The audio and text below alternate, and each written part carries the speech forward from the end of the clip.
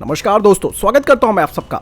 दरअसल दोस्तों, जिस तरीके से पाकिस्तान की आर्थिक स्थिति बिल्कुल ट्रैक से आउट हो चुकी है और लगातार पाकिस्तान पर आर्थिक बोझ बढ़ता जा रहा है, ऐसे में पाकिस्तान को अंतर्राष्ट्रीय मुद्रा कोष यानी कि IMF से काफी आस थी, लेकिन अंतर्राष्ट्रीय मुद्रा कोष ने उसे एक बड़ा झटका दे दिया है।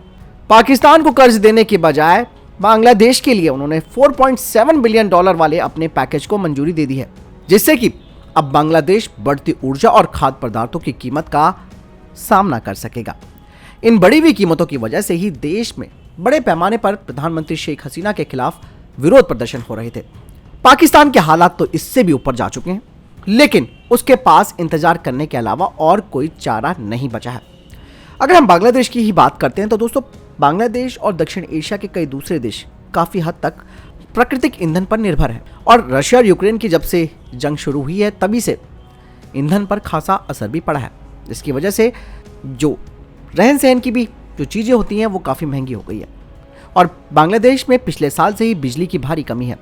आपको मैं बताना चाहूँगा कि एक दिन में लोगों को 13 घंटे तक बिजली की कटौती झेलनी पड़ रही है। वहीं जो PM हसीना है और जो उनके सरकार के लोग हैं वो उन परिवारों को भी राशन मुहैया करा रहे हैं जो कि ज़रूरी खाद्यान्नों को खरीदने में भी असमर्थ हैं।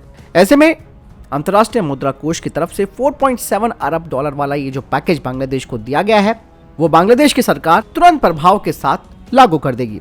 लेकिन प्रधानमंत्री शेख हसीना को इस पैकेज के लिए टैक्स में इजाफा करने के अलावा बैंकिंग सेक्टर में बैड लोन की संख्या को कम करने का वादा करना पड़ा है।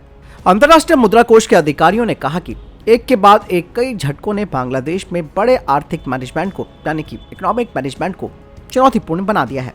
हालांकि ये जो लोन अंतर्राष्ट्रीय मुद्रा कोष से बांग्लादेश को मिल रहा है, इस लोन का इस्तेमाल बांग्लादेश विदेशी मुद्रा भंडार बढ़ाने के लिए करेगा, जो कि $46 अरब से $34 अरब तक पहुंच गया है। यही वजह है कि बांग्लादेश की जो स्थायी मुद्रा भी है वो पिछले साल मई में अमेरिकी डॉलर की तुलना में 25% के करीब गिरी हुई थी। इसी की वजह से पेट्रोल, डीजल और बिजली की कीमतों में भी इजाफा हो गया था। दरअसल बांग्लादेश में महंगाई की दर 8.7% है। अर्थशास्त्री है, उनका यह कहना है कि यह आंकड़ा इससे भी ज्यादा हो सकता है। बांग्लादेश में महंगाई और आर्थिक संकट की वजह से जो विरोध प्रदर्शन हो रहे हैं, जिसमें कि शेख हसीना के इस्तीफे तक की मांग उठने लगी है।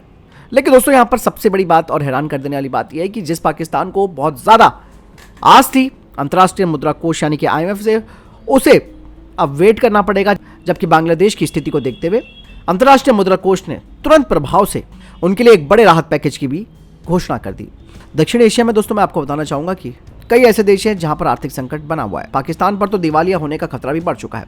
यही नहीं, पाकिस्तान के अलावा श्रीलंका का भी ऐसे ही हाल है। अभी श्रीलंका को भी बेल आउट पैकेज का इंतजार करना पड़ेगा, जिसे कि अंतर्राष्ट्रीय मुद्रा कोष देगा, क्योंकि श्रीलंका पिछले 7 दशकों के सबसे भयानक आर्थिक संकट से जूझ रहा है और श्रीलंका में भी बड़े पैमाने पर खाद्य पदार्थ और ईंधन की कमी है। दोस्तों, ऐसे में आप ये समझ सकते हैं कि भारत इस वक्त किस स्थिति में है और यहाँ पर इस तरीके की त्राही नहीं हो रही है। जिस तरीके से हमारे पड़ोसी देश सारे परेशान हो चुके हैं, चाहे बांग्लादेश है, श्रीलंका है, पाकिस्तान तो बिल्कुल मतलब ये है कि उसके पास तो कोई ऑप्शन ही नहीं बचा। इसलिए दोस्तों, एक मजबूत सरकार का और निर्णय लेने वाली सरकार का होना बेहद ज़रूरी है, जो कि देश के नागरिकों के हितों की रक्षा करे। और भारत इस वक्त उस स्थिति में है कि भारत पर अंतर्राष्ट्रीय प्रेशर का कोई प्रभाव नहीं पड़ता है। सीधा तौर पर भारत बोल चुका है कि हमें सिर्फ अपनी जनता और अपने नागरिकों के लिए जो भी अच्छा रहेगा हम उसे करेंगे, चाहे तेल की बात है, चाहे खाद्यान्न की बात है, चाहे कुछ भी है। आपने देखा ही होगा अभी तक। आपको क्या लगता है कमेंट सेक्शन में लिखकर जरूर बताइएगा। मैं तो नई वीडियो के साथ जय हिंद, वंदे मातरम।